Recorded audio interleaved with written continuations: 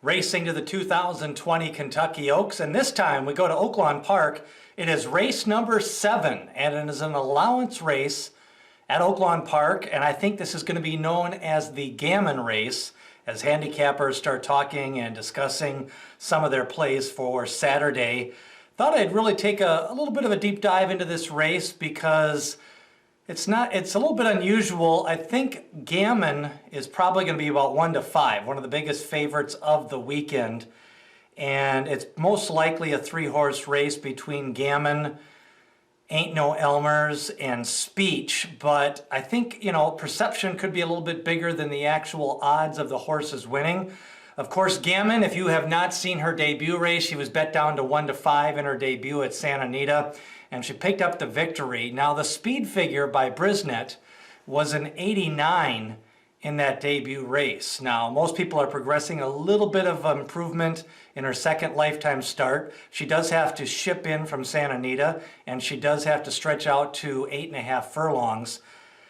But Aint No Elmers picked up a nice win in an allowance race after winning a maiden race, and that was a 91 in her most recent race.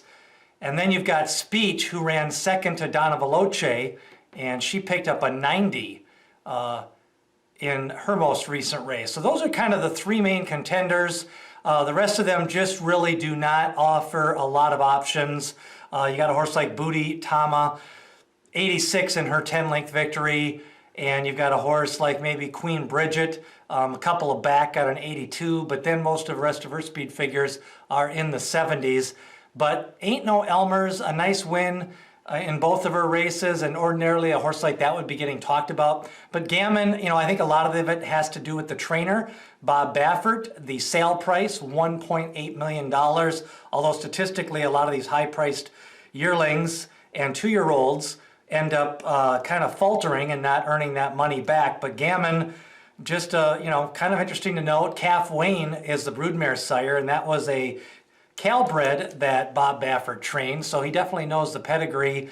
And Into Mistress, of course, really rising up the sire ranks the last couple of years.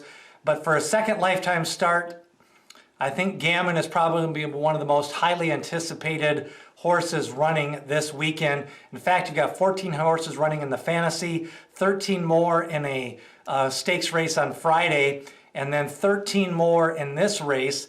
You've got roughly 35 to 40 fillies, and probably the 2 most anticipated fillies of the weekend are Venetian Harbor and Gamine. So it'll be interesting to see what Aint No Elmers does. And of course, a lot of these still have that kind of more of a sprinty type pedigree, but Gamine really looked the part in her debut. Drayden Van Dyke rode her in her debut race, gets Martin Garcia, who will also be riding Charlatan on Saturday. So it could be a big day for Marty Garcia. What about you? What do you think of Gamine? Is she going to win this race? Is she a legitimate Kentucky Oaks contender? Leave your comments below. Share this video with all your horse racing friends and hit subscribe. We've also got video previews up of both divisions of the Arkansas Derby and also the Oaklawn Handicap. The Gamine race, Saturday at Oaklawn Park.